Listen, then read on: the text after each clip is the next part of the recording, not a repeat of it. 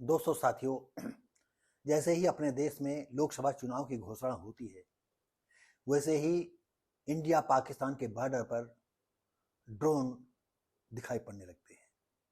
वो भी पाकिस्तानी ड्रोन। और ये चाइना की सब चालें हैं और उसका जो है हथियार बना हुआ है पाकिस्तान।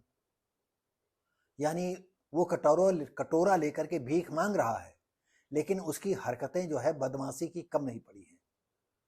और इसके लिए अब वहां की जनता ही जो है पाकिस्तान को मठिया मेट करेगी।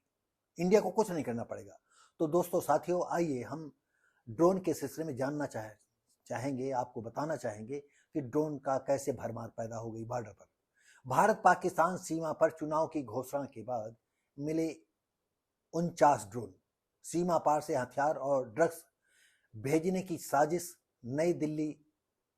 देश में हो रहे चुनाव के लिए आचार संहिता लागू होने के बाद से करीब 60 दिनों में बीएसएफ ने भारत पाकिस्तान अंतर्राष्ट्रीय सीमा के पास 49 ड्रोन या तो मार गिराए या फिर उन्हें जब्त कर लिया।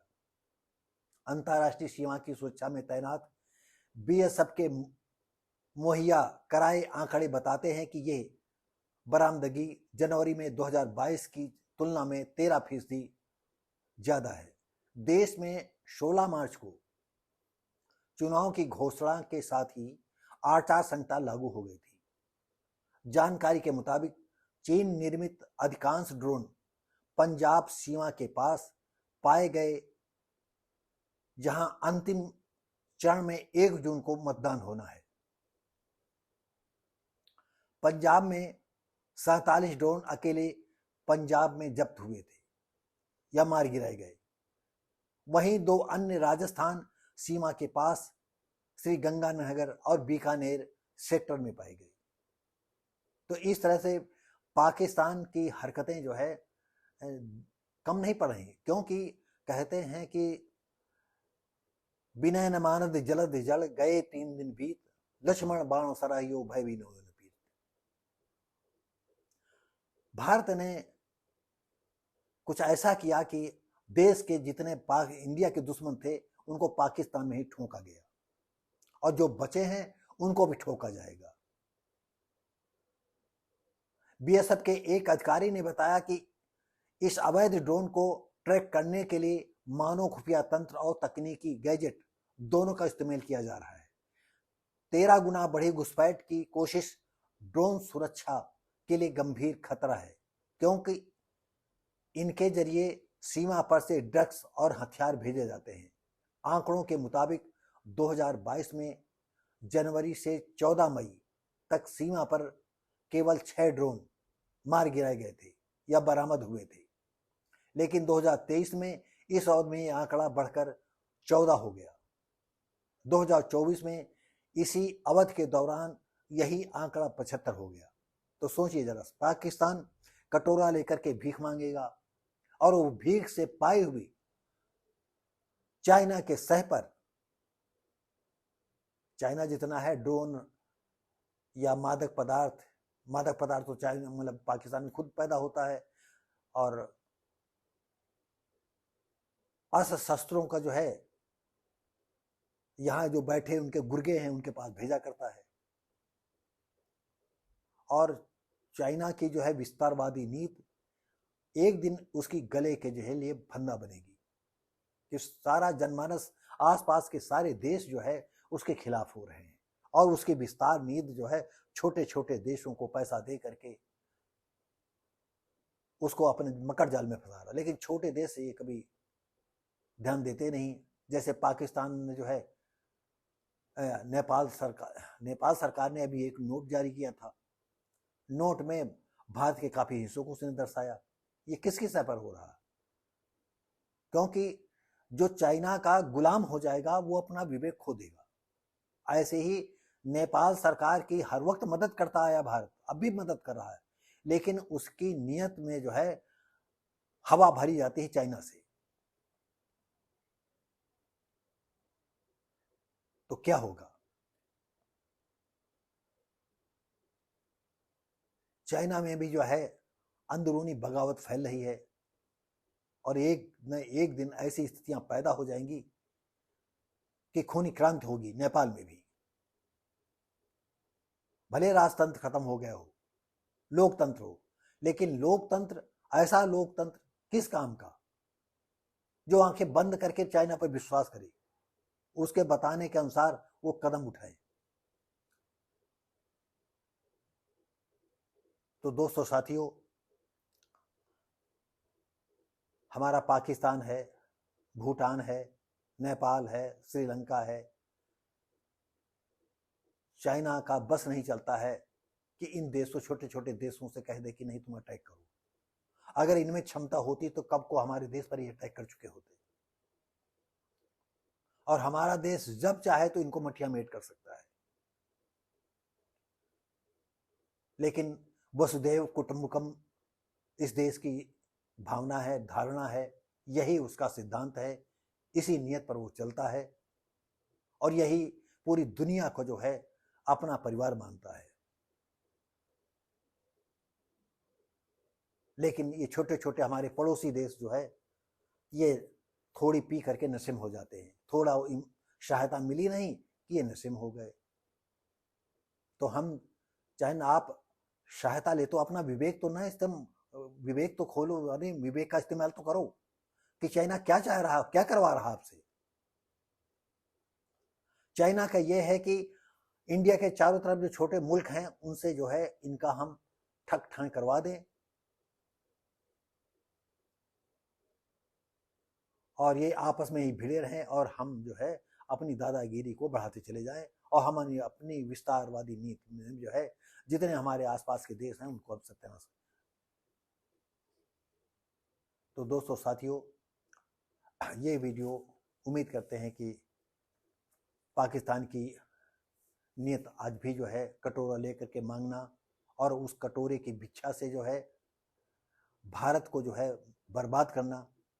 और जब से ये पाकिस्तान बना, हिंदुओं को इन्होंने जो है, जो हिंदुओं पर अत्याचार किए हैं, ये आज उसी का फल भुगत रहे हैं। क्योंकि अब मुसलमान का जो है द्रोही हो गया, वो एक दूसरी तरफ बंदूक ताने हुए हैं। पाकिस्तान में युवक और युवतियां पाकिस्तान की जड़ें खोद रही हैं। मौलाना लोगों की जो है ऐसी तैसी नौबत आ रही है। जिस देश के मुसलमान बच्चे और बच्चियां पढ़ेंगी, मौलाना लोगों को जो है धरती के किसी कोने में सर झुका करके रहेंगे या आत्महत्या करेंगे। अब इनका जो है अंधविश्वास का खौफ इनके पिछवाड़े में ही घुसेगा। कितने लोग जो है एक्स मुस्लिम हो गए हैं, कितने लोग एक्स मुस्लिम हो रहे हैं, क्यों? ईरान में क्या हुआ? अभी प्रेसिडेंट का लड़का ही प्रेसिडेंट को जहन्नुम पहुंचा दिया 72 हूरों के पास। आयतुल्लाह खुमैनी के बाद ही बने हुए थे, और इनके शासन में कितने आदमियों को फांसी चढ़ाया गया, कितनी औरतों को फांसी चढ़ाया गया, और वो भी बेगुनाह। न्याय की मांग करने की, आजादी की मांग करने पर उनको फांसी चढ़ाई गई।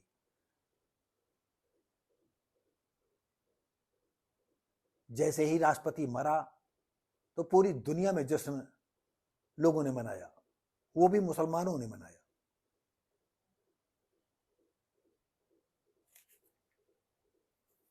और जब तक ईरान में आमूल चूक परिवर्तन नहीं होगा, अब बगावत के सुर ऊंचे हो गए हैं। हम 21वीं सदी के 24वें साल में चल रहे हैं, तो अब पानी तो ईरान के भरा ही जाएगा, जितने भी मुस्लिम कट्टरपंथी हैं।